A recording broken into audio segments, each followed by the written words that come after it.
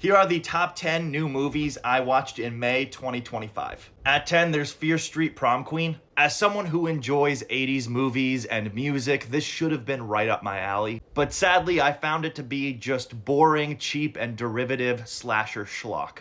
At 9, there's Fountain of Youth. Kinda feels like a lame ripoff of Indiana Jones and National Treasure. At 8, there's Fight or Flight. Josh Hartnett does his best with the material, and there are some fun action sequences too. But unfortunately, this was a turbulent departure that was more disappointing than entertaining. At 7, there's Dangerous Animals. I got to go to the LA premiere and I had a blast. A tense and darkly humorous indie survival horror thriller with a gnarly bite to it and a delightfully unhinged performance from Jai Courtney. At 6, there's Thunderbolts. Definitely a step in the right direction for the MCU, one of the better post-Endgame installments, and I like this team of anti-heroes. I think they have good chemistry, and I appreciated the themes surrounding mental health and loneliness. At 5, there's Sacramento, a road trip buddy comedy that doesn't reinvent the wheel or anything, but it still provided me with lots of laughter, mainly from the offbeat dynamic between Michael Cera and Michael Angarano. At 4, there's The Life of Chuck. I was lucky enough to see this movie early, and it transcends genre. Michael Flanagan and the ensemble cast have delivered something to us that is existential, thought-provoking, emotionally powerful, and full of a bittersweet sense of wonder that I found truly moving.